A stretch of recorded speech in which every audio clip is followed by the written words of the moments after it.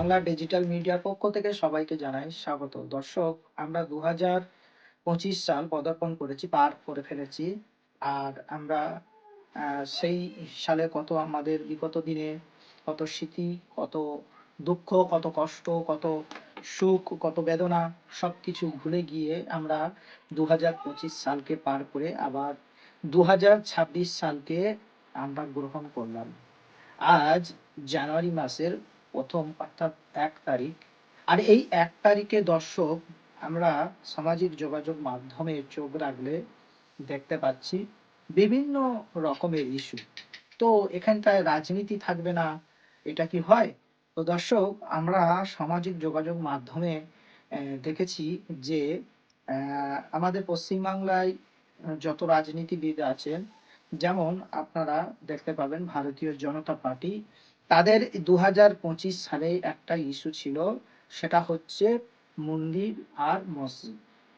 এদিকে আবার দেখছিলাম সিপিআইএম, তিনি বিরোধী, তিনিও একজন বিরোধী, যদিও তারা শূন্য, কিন্তু তারা বুথ ভিত্তিক কিছু কিছু বুথে তারা জয়যুক্ত করেছিলেন। তো সেক্ষেত্রে তারাও নতুন করে বিরোধী হয়ে শোনাতে শুরু করছে। তো তারাও এক পর্যায়ে তারাও একটা ইস্যু, কর্ম ও সংস্থা বাসস্থান এই নিয়েও তারাও আন্দোলন করছেন। তার সঙ্গে আছেন আমাদের একজন বিধায়ক, আর একজন বিধায়ক, তার নাম হচ্ছে আইএসএফের বিধায়ক ভাঙড়ের পীরজাদা নওশাদ সিদ্দিকী সাহেব। তিনিও সরকারের সমালোচনা করেন এবং আলোচনাও করেন। তারা রিসেন্টলি আমরা একটা দেখলাম সামাজিক যোগাযোগ মাধ্যমে, তিনি বাংলাদেশের তথাকথিত একজন বাংলাদেশের নাগরিক, আমাদের রাজ্যের মুখ্যমন্ত্রী, মাননীয় মুখ্যমন্ত্রী তাঁর বিরুদ্ধে একটা কুরুচিকর মন্তব্য করলেন। করার পরে বিধায়ক নওশাদ সিদ্দিকী সাহেব তিনি সেই কথাটুকুও সহ্য করলেন না। দর্শক, তিনি বললেন যে মাননীয়ার বিরুদ্ধে আমি যখন রাজনীতিবিদ, তাহলে আমার একটা দল আছে, ওনারও একটা দল আছে। সেই অর্থে আমি ওনার রাজনীতি ইস্যু আসলে তখন হয়তো আলোচনা সমালোচনা হবে, সেটা আমরা করব। কিন্তু আমার রাজ্যের মুখ্যমন্ত্রী, তিনি আমাদের অভিভাবিকা এবং তিনি আমাদের মায়ের মতো। নওশাদ সিদ্দিকী সাহেব তিনি বললেন যে রাজনীতি করতে এসেছি, সেটা নিজেদের অধিকার, নিজেরা বুঝে নেব। কিন্তু যখন আমার রাজ্যের মুখ্যমন্ত্রীকে কেউ কুরুচিকর মন্তব্য করবে, আমরা সেখানটায় চুপ করে বসে থাকবো না, এটা তাদের এবং ধিক্কার জানালেন বাংলাদেশের তথাকথিত একজন মৌলবাদী নামে আখ্যায়িত একজন একজন নাগরিক। তো তার বিরুদ্ধে আমাদের দেশে রাজনীতিবিদরা কেউ মুখ খোলেননি। দর্শক, একজন দুজন বিধায়ক যারা বিরোধী তারা মুখ খুলেছেন। তারা বলেছেন যে মমতা বন্দ্যোপাধ্যায়, তিনি, আমরা তার দলের বিরোধী করি, সেটা হচ্ছে রাজনীতিক একটা ম্যাটার, কিন্তু তিনি আমাদের দেশের রাজ্যের মুখ্যমন্ত্রী, সেটা সম্মানের চেয়ার।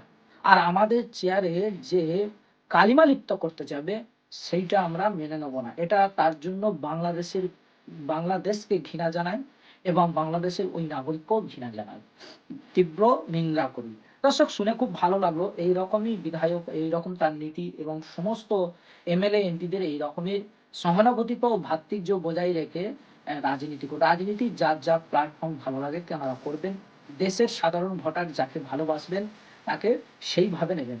এদিকে আমাদের মাননীয়া, তিনি কৃষ্টি কালচার সংস্কৃতি বাংলায় বলেন যে বাংলায় আপনারা ভোট চাইতে আসেন, বাংলার সংস্কৃতি বোঝেন, বাংলার সংস্কৃতিটা আগে শিখে আসুন, তারপরে বাংলায় ভোট নেবেন। তিনি একদম তীব্র ভাষায় তিনি কটাক্ষ করে বলেন ভারতীয় জনতা পার্টি। হ্যাঁ দর্শক, তিনি যে কথাগুলো বলেন, কথাগুলো অনেক কথা তিনি সত্য বলে গেলেন। সেটা হচ্ছে কি, তথাকথিত বিজেপি ভারতীয় জনতা পার্টি, তিনি পশ্চিম বাংলার এই বাঙালি সংস্কৃতির সঙ্গে তাদের কোনো সম্পর্ক নেই। তারা ভোটের সময় হই হই রই রই করেন, ভোট নিয়ে চলে যান। আর সাধারণ মানুষও বুঝে গেছে এটা হচ্ছে ভোটের সময়, এটা হচ্ছে বাড়ি যায় পাখির মতো। তারা সময়, শীতের সময় আসে, শীত শেষ হয়ে গেলে আবার চলে যায়।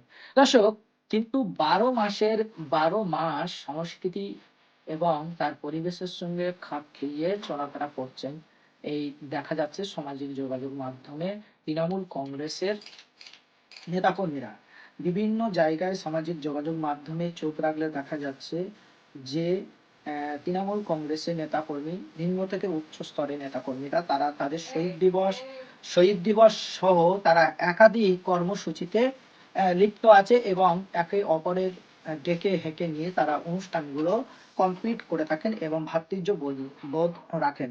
তারও একটা নজির আপনাদের সামনে তুলে ধরি। পাথর প্রতিমা ব্লকের আপনার বনশ্যামনগর অঞ্চলের গঙ্গাপুর গঙ্গাপুর তৃণমূল কংগ্রেস একটা পার্টি অফিসের সামনে শহীদ স্মরণের তারা 2026-এর 1 জানুয়ারিতে তারা একটা অনুষ্ঠান এবং পতাকা তৃণমূল কংগ্রেসের পতাকা উত্তোলন করে শহীদদেরকে সম্মান রাখতে এই অনুষ্ঠানটা তারা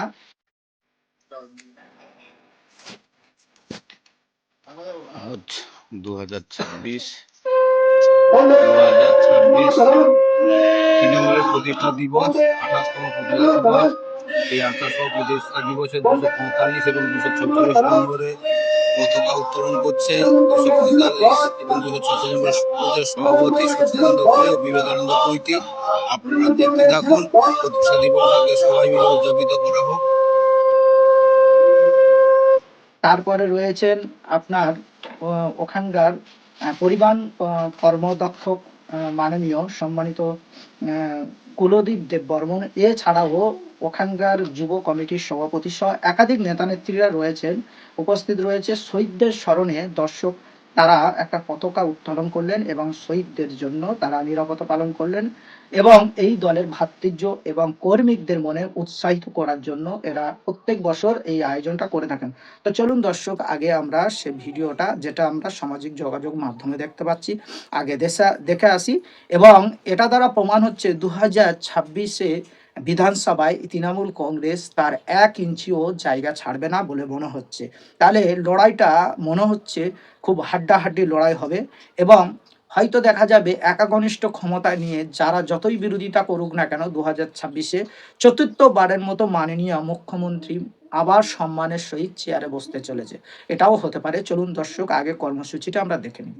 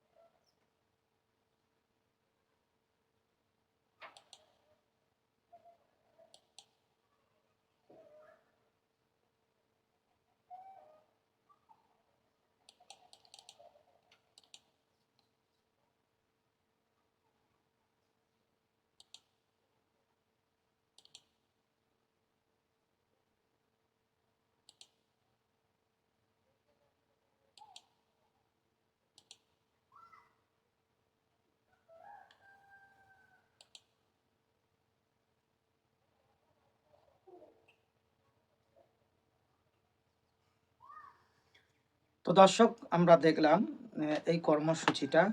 তো এই কর্মসূচি দিয়ে তারা একে অপরের সঙ্গে যে ভ্রাতৃত্ববোধ, যে তাদের মধ্যে সম্পর্কটা সুসম্পর্ক রয়েছেন সেটাই প্রমাণ করলেন। যাই হোক দর্শকরা, আপনারা কে কোথা থেকে দেখছেন, আপনাদের মনে কি আসে সেটা আপনারা কমেন্ট বক্সে এসে আপনারা বহিঃপ্রকাশ করবেন আর আপনাদের মূল্যবান বক্তব্য আপনারা জানাবেন।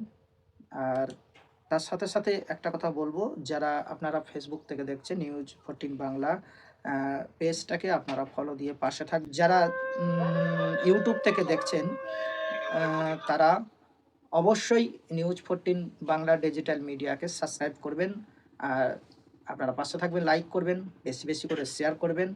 আর দেখা হচ্ছে পরবর্তী ভিডিওতে। ততক্ষণ আপনারা সুস্থ থাকুন, ভালো থাকুন।